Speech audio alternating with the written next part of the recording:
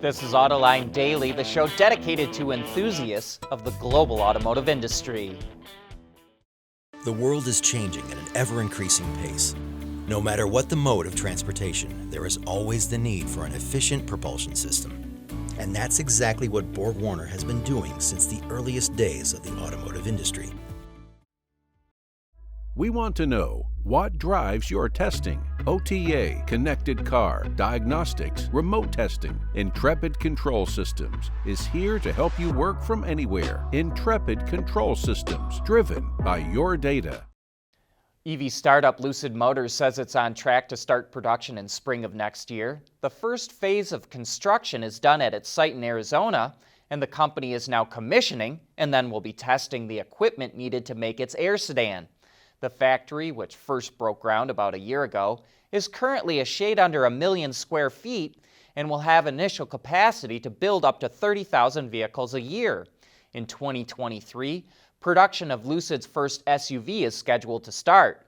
By 2028, it expects the facility to be over 5 million square feet and have the ability to produce 400,000 units a year. The Mustang Mach-E is feeling like any other Mustang. It's barely been on the market, and it's already getting a special edition model.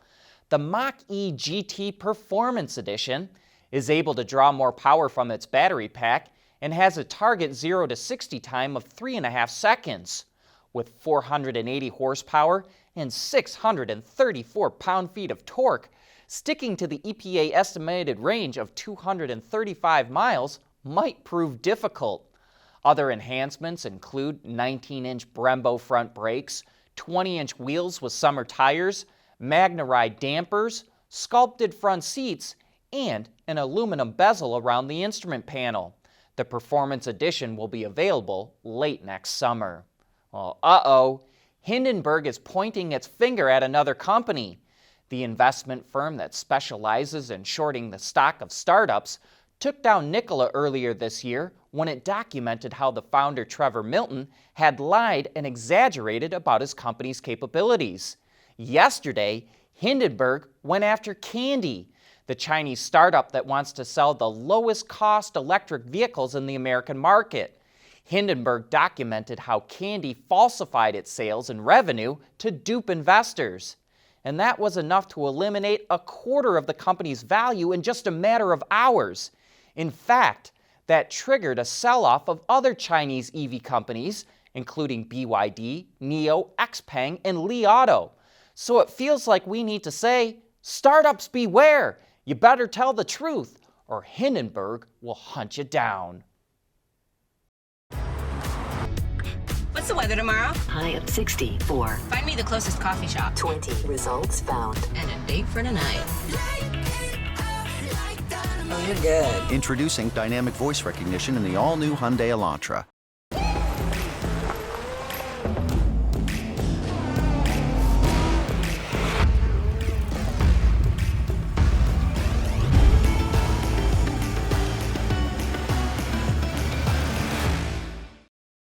Last week, General Motors announced it's no longer backing the Trump administration's legal battle with the state of California to set its own emission and fuel economy standards. And now Reuters reports that Ford sent a letter to other automakers urging them to adopt California's standards. The letter was sent to members of the Alliance for Automotive Innovation, an industry group that is meeting today to discuss the issue. Last year, Ford, Honda, Volkswagen, and BMW reached a deal with California to voluntarily reduce vehicle emissions. A few months later, GM, Toyota, FCA, and other automakers backed the Trump administration's battle with California. However, automakers just want one national standard, and now that Joe Biden is president-elect, automakers will likely get behind California's rules. 4 years ago, the Insurance Institute for Highway Safety, along with the Department of Transportation, got all automakers that sell vehicles in the U.S. to voluntarily agree to equip automatic emergency braking in their vehicles by 2022. Usually, a mandate like this is regulated, but some automakers have already met the deadline and others are close behind. So could we see more voluntary agreements for other safety technologies moving forward? On Autoline this week, David Harkey, the The president of the IIHS had this to say. So another technology that is being worked on, impairment is a big issue. Has been for decades. We still have almost 30% of the fatalities in the U.S. Involve alcohol impairment. And so, we've been working on the driver alcohol detection system for safety, the DADS program, for a long time now. And it's about to reach a point where it's ready for prime time production. And so one of the real questions there is whether the automakers will pick that up and put it in all vehicles or select vehicles. How will that be implemented? That's an example where I think it's going to take regulation in order to get automakers to adopt that particular technology and put it in all vehicles. I don't think you will make that work with a voluntary agreement. Something like headlight technology, on the other hand, I do think we can potentially use a voluntary agreement to do something similar that we did with AEB and get automakers to advance their headlight technologies. So I think it's going to be a mix of those two things moving forward. As you know, we love highlighting what suppliers are developing because they can add so much value to a vehicle. And here's another example. For the first time, the Corvette will be available with a retractable hardtop, which was designed by Webasto and is assembled in Michigan. The two-part top features 6 electric motors, which is said to create a more compact package compared to a hydraulic system. 4 of the motors have integrated controllers, eliminating the need for a central control unit. It's able to open and close in 16 seconds, and driving at speeds up to 30 miles per hour or 48 kilometers per hour. Because the roof panels fold on top of the engine, trunk space is not affected even when open, but it also required the small back window to operate independently of the top so it can be used as a wind deflector. The roof system weighs about 140 pounds or 64 kilograms. Autoline Daily is brought to you by Bridgestone Tires, solutions for your journey. Intrepid Control Systems, over-the-air engineering. Boost your game. Borg Warner, propulsion solutions that support a clean, energy-efficient world. And by Hyundai. Genesis, the luxury brand from Hyundai, kind of botched its launch into the market a couple of years ago, but now it's trying to make up for lost time.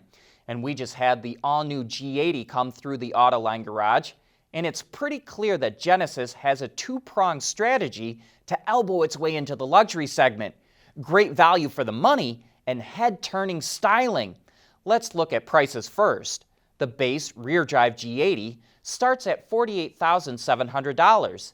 That's almost $5,000 cheaper than a Mercedes E-Class, BMW 5 Series, or Lexus GS.